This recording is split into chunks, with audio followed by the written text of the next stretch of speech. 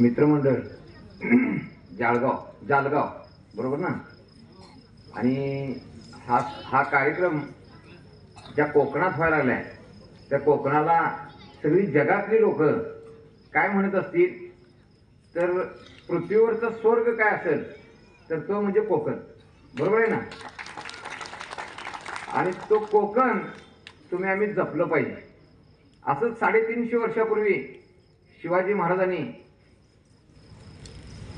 आपल्या, खरं म्हटलं तर मला 20 मिनिटं दिले.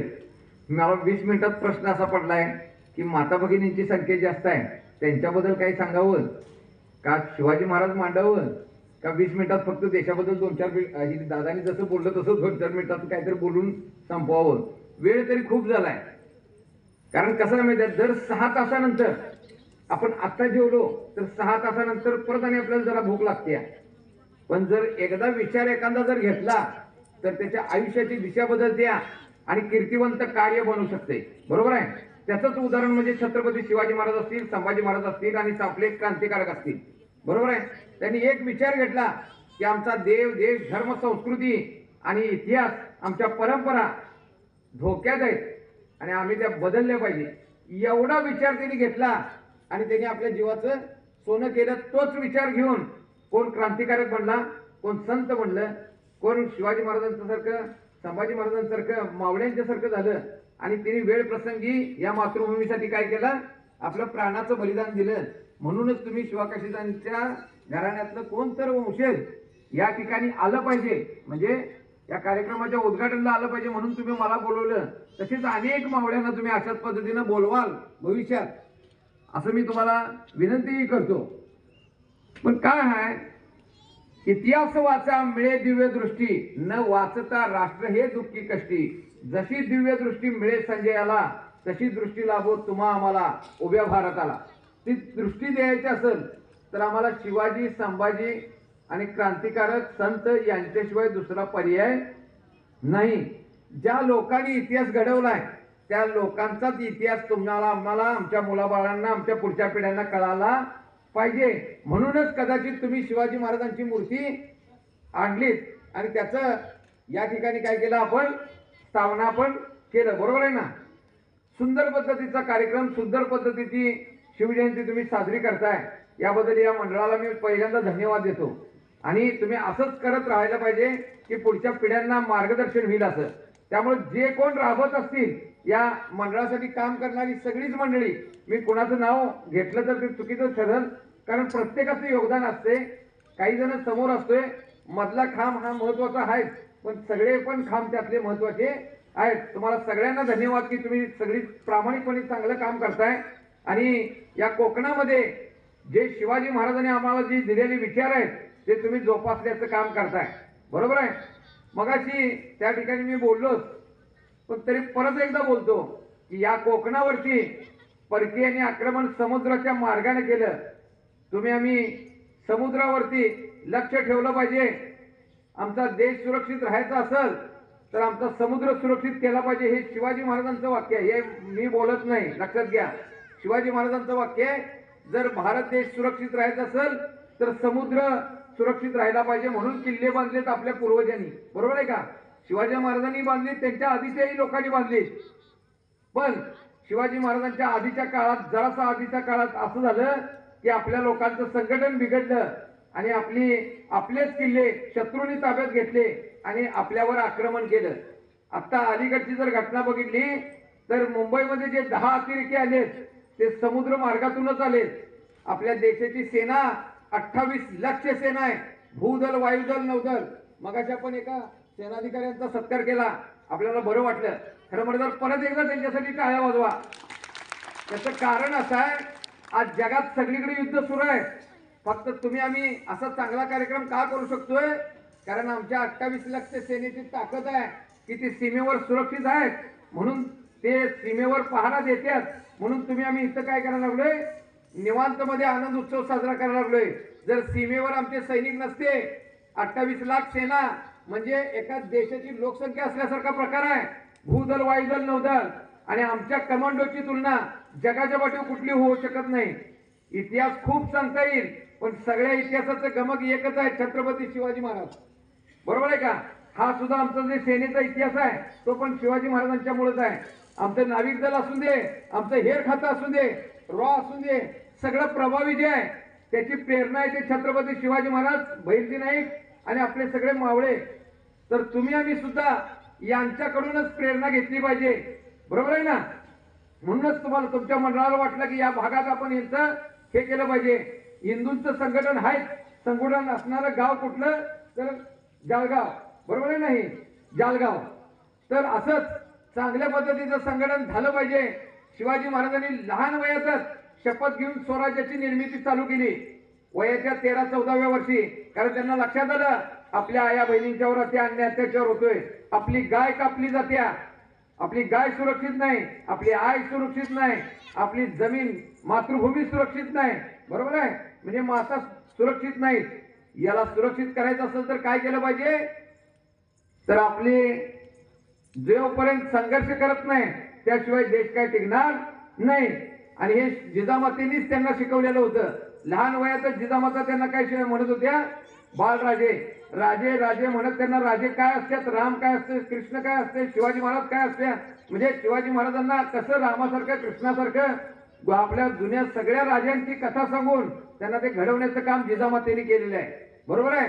आणि तेच काम बरोबर जसं शिकवलंय तसं प्रॅक्टिकली करून दाखवायचं काम शिवाजी महाराजांनी केलेलं आहे. बरोबर आहे? म्हणजे आदर्श मुलगा कसा असला पाहिजे तर छत्रपती शिवाजी महाराजांसारखा, आणि आदर्श माता कशा असल्या पाहिजेत तर छत्रपती राजमाता जिजाऊ महासाहेबांसारख्या असल्या पाहिजे. त्यामुळं तुम्ही आम्ही हा इतिहास, प्रत्येक क्षणाक्षणाचा इतिहास आमच्या मुलांना, आमच्या माता भगिनींना शिकवला पाहिजे. नुसत्या जिजामाता तारुराणी, सावित्रीबाई फुले, अहिल्यादेवी होळकर, राणी चन्नम्मा यांची नावाने आम्ही इतिहास सांगत बसून काय उपयोग नाही. आमच्या मुलींनी सुद्धा सशस्त्र बनलं पाहिजे. बरोबर आहे ना? शस्त्रधारी बनलं पाहिजे. आमच्या देवी असू द्यात किंवा देवता असू द्यात, बिगर शस्त्राच्या एकही नाही. बरोबर आहे ना? सामर्थ्य असल्याशिवाय टिकत नाही, आपली शांतता टिकू शकत नाही किंवा अध्यात्म टिकत नाही. तुम्हाला आम्हाला सामर्थ्यवान बनलं पाहिजे. नाहीतर आजची जर घटना बघितली तर लाखो मुली दर म्हणजे आता खरं म्हणलं तर दिवसाला म्हणायला पाहिजे, ते तुम्ही बारकाईनं बघा, ते दिवसाला म्हणायचं का वर्षाला म्हणायचं, पण गायब व्हायला लागल्यात. आपल्या देशातनं नेत्या कोणाचे गायब व्हायला लागल्यात तर ते हिंदूंच्याच गायब व्हायला लागल्यात. बरोबर आहे का? आपल्याच मुलींचे आपल्याला सिझरिंग करावं लागायला लागले. आमच्याच मुलींचं सिझरिंग कसं काय होतंय हे बारकाईनं आम्ही बघायला पाहिजे. लव जिहाद होताना नेमकं हिंदूंचीच मुलगी का पळवली जाते? म्हणजे जिहादी जागृत आहे, मग दहशतवादी जागृत आहे, अतिरेकी जागृत आहे. तुम्ही आम्ही मात्र शिवाजी महाराजांचा विचार घेऊन सुद्धा शिवाजी महाराजांचा विचार न घेतल्यासारखा आहे. खऱ्या अर्थानं शिवाजी महाराजांचा विचार लढवई आहे. तुम्हाला आम्हाला लढायला शिकलंच पाहिजे. आम्हाला देव, देश, धर्म, संस्कृती टिकवलीच पाहिजे. काळाच्या जबड्यात घालून हात मोजती दात जात ही आमची, वाघाच्या जबड्यात घालून हात मोजती दात जात ही आमची, पाचाळून पाने आमच्या इतिहासाची. अहो जिवंत नरवीर लढले नवल काय ते घडले, धडा वेगळे शिर झाल्यावर धडी नुसते लढले, मुरारबाजी म्हणती त्याला अमरकथा ही त्याची, पाचाळून पाने आमच्या इतिहासाची. वंशजा मी चंद्रगुप्तान गुरु गोविंद सिंगांचे, तसेच आमच्या शिवबाचे आणि प्रतापरायांचे, आम्हा बरोबर लढण्याचे व्याली माय कुणाची, पाचाळून पाने आमच्या इतिहासाची. पुरुष काय पण स्त्रिया ही लढल्या परंपरा ही आमची, तुम्हा काय ठाऊक लढली ती विरांगना झाशीची, दाभाड्याची उमान की चन्नम्मा कित्तूरची, पाचाळून पाने आमच्या इतिहासाची, पाचाळून पाने आमच्या इतिहासाची. दृष्ट हेतुनी आलात जर का गिळण्या हिंदुस्तान, तुम्हालाच तो गिळेल तुमचे वसेल कब्रस्तान, फक्त शत्रूची मडी गाडण्या जमीन मिळते आमची, पाचाळून पाने आमच्या इतिहासाची, पाचाळून पाने आमच्या इतिहासाची. हा आमचा इतिहास आहे. अफजल खानाला गाडला त्याला प्रतापगडच्या पायथ्याला, औरंगजेबाला गाडला त्याला, आज त्याला संभाजीनगर नाव ठेवले आपण. बरीच जणांनी त्यांना औरंगाबाद नाव ठेवलेलं. बरोबर आहे का? संभाजीनगरमध्ये गाडला. आपल्याला जोपर्यंत शत्रू म्हणून जर चाल करून कोण आला तर त्याला गाडण्याची ताकद हे जसे सैनिक आहेत तसं आपल्या सगळ्यांच्या मध्ये पण आलं पाहिजे. म्हणून अग्निवीर घराघरात तयार झाला पाहिजे. बरोबर आहे की नाही? जर आमच्या घराचं रक्षण करायचं असेल तर आम्हाला अग्निवीर झाल्याच पाहिजे. आम्हाला देव देश धर्म संस्कृती टिकवायची असेल तर आमच्या माता भगिनी मुलींनी लाठीकाठी तलवारबाजी मल्लखांब चांगल्या ठिकाणी तुम्ही इथं कार्यक्रम घेताय. मला आवडलं हे ठिकाण आणि असं ते घडलंच पाहिजे. जोपर्यंत आम्ही ताकदीनं युक्तीनं बुद्धीनं जोपर्यंत शिवाजी महाराज आणि संभाजी महाराजांसारखं बनणार नाही त्याशिवाय आमचा देश टिकणार नाही. म्हणूनच आमचा देश अफगाणिस्तान इराक इराण पाकिस्तान बांगलादेश आमच्यातून गेला. आज तिथं हिंदूंच्यावर अन्याय अत्याचार होत्यात आणि ते तुम्हाला आम्हाला आपल्याच लोकांच्यावर अन्याय अत्याचार झाल्यात असं वाटत नाही. वाटलं पाहिजे. बरोबर आहे ना? पटतंय का सगळ्यांना? वाटलं पाहिजे ना? आमच्याच लोकांची लोकसंख्या तिथं संपत आली. हा एक काळ आमचा होता. हिमालय समारभ्य यावत हिंदू सरोवरम तद्देव निर्मितम देशम हिंदुस्थानम प्रत्यक्षते. हिमालयात सुरू होऊन हिंदी महासागरामध्ये त्रिज्या घेतली आणि त्याच्यामध्ये परीघ मारलं वलय मारलं तर त्याच्यामध्ये येणारा सगळा भूभाग हा हिंदुस्थान होता. पण आज आमचा देश कुठं आहे? कुठे शिल्लक राहिला? मगाशी मी म्हटलं तसं 200 जिल्हे आपल्यातून निघून जायला लागल्यात. 7 राज्य आपल्यातून निघून गेल्यासारखे आहे. तुम्ही आम्ही बघायचंय आमचा हा देश सुद्धा आमचा राहिलेला नाही. आपल्या देशाला धर्मनिरपेक्ष राष्ट्र म्हणायला लागल्यात. तुम्ही आम्ही हा हिंदूंचा आहे. जर जर धर्माच्या आधारावर जर दुसरा देश वेगळा झाला असेल पाकिस्तान तर उरलेला देश कोणाचा आहे? उरलेला देश तुमचा आमचा आहे. पण हे ठणकावून आम्हाला सांगावं लागेल आणि तवाच आमचा हिंदूंचा हा देश बनणार. नुसतं आम्ही भाड्याच्या घरात राहिल्यासारखं म्हणून काय उपयोग? भाड्याचं घर माझं आहे म्हणून काय उपयोग नाही. त्याला हक्काचं घर बनलं पाहिजे. त्यासाठी कागदोपत्री हे हिंदू राष्ट्र घोषित व्हायला पाहिजे. हे तुमची आमची मागणी असली पाहिजे. तुम्ही आम्ही संघटित असलो पाहिजे यासाठी. बरोबर आहे ना? मी जे काय बोलतोय ते नुसतं इतिहासापुरतं नाही. आजच्या वर्तमानात बऱ्याचशाच गोष्टी चुकायला लागल्यात. तुम्हाला आम्हाला संघटित व्हायला पाहिजे. जोपर्यंत तुम्ही आम्ही संघटित होणार नाही त्याशिवाय खऱ्या अर्थानं आमचा देश टिकणार नाही. आम्हाला वाटतंय आमचं घर हेच आमचं वैभव नाही. हा निसर्ग हा आमचा वैभव, हा देश आमचा वैभव, पाऊल टाकू ती जमीन आमची असं आम्हाला वाटलं पाहिजे. त्याशिवाय आमचा देश टिकणार नाही. नुसतं सैन्य असून चालत नाही, नुसती शस्त्र असून चालत नाही. त्यासाठी चालवण्याची हिंमत आणि हिकमत जशी इस्रायलमध्ये आहे तशी तुमच्या आमच्यामध्ये असली पाहिजे तरच देश टिकणार. नाहीतर देश आमचा नामशेष व्हायला लागलाय. आमची धर्म आमची संस्कृती आमचाच धर्म आमची संस्कृती ठिकाणी झाली आहे. खरं म्हटलं तर आपल्या या सगळ्या कोकणामध्ये किती सुंदर वैभव आहे पण किती आक्रमण झालं. जशी इथं चांगली लोक जन्माला आली तशी काही लोक इथं चुकीची पण जन्माला आली. मी नावं घेत बसत नाही. तुमचं तुम्ही ओळखायचं चांगली कोण चुकीची कोण. बरोबर आहे का? पण अनेक लोक दैदिप्यमान इथं जन्माला आली कोकणामध्ये. पण काही लोक चुकीची सुद्धा इथं आली. तुम्ही आम्ही सुद्धा हे ओळखायला शिकलं पाहिजे. जर समुद्राच्या मार्गाने आक्रमण होणार असेल तर आमचा समुद्र सुरक्षित करायचं काम कोणाचं आहे? तुमचं आमचं आहे ना. आमचा कोकण सुरक्षित करायचं काम कोणाचं आहे? इथलीच गलबत तयार केली ना शिवाजी महाराजांनी आणि इथलेच किल्ले सुरक्षित केले. सिंधुदुर्ग बांधला. मला योगायोगाने 350 वर्ष पूर्ण झाल्याबद्दल सिंधुदुर्गाचं पूजन सुद्धा माझ्याच हस्ते केलेलं होतं. हे आता 10-12 वर्षापूर्वी. सांगण्याचा उद्देश असा आहे 350 वर्षापूर्वी शिवाजी महाराजांनी बांधलेला किल्ला आज सुद्धा तग धरून तिथं आहे. मोर्याचा धोंडा असेल तिथली सगळे असेल तिने विधिवत पूजन करून तिथं अगदी समुद्राचं त्या निसर्गाचं पूजन करून आव्हान करून मग तो किल्ला त्यामध्ये बांधलाय. तुम्ही आम्ही सुद्धा ईश्वरीय आव्हान करून देव देश धर्म संस्कृती शिवाजी महाराज कायम जगदंबेचा ध्यान अभ्यास करत होते. देवीचा आशीर्वाद होता त्यांना. तुम्हाला आम्हाला सुद्धा आशीर्वाद कधी लाभणार? जर आम्ही न्यायाचं काम करत असेल, जर आम्ही संस्कृतीचं काम करत असेल, जर आम्ही धर्माचं काम करत असेल, जर आम्ही समानतेचं काम करत असेल, सगळ्यांना समान न्याय द्यायचं.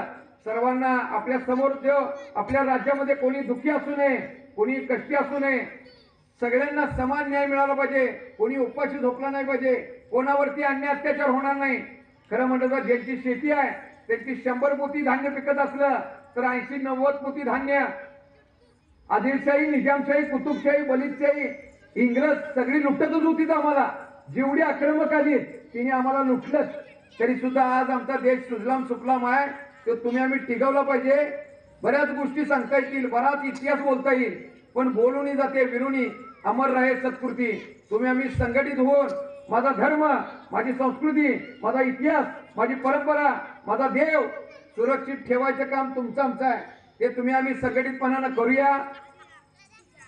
आणि मगाशी मी म्हटलं तसं किती जरी इतिहास बोलला तर तुम्हाला आम्हाला संघटितपणानं कार्य करावं लागेल.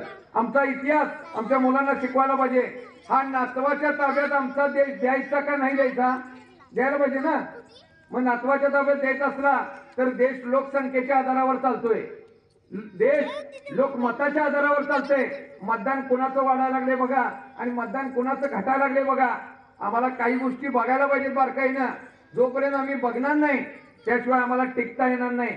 सत्ता परिवर्तन झालं, आज मोदी आहेत म्हणून देश सुरक्षित आहे. आणि ज्या ज्या लोकांनी शिवाजी महाराजांचा आदर्श घेतला ती लोक अजरामर कीर्तिवंत बनली.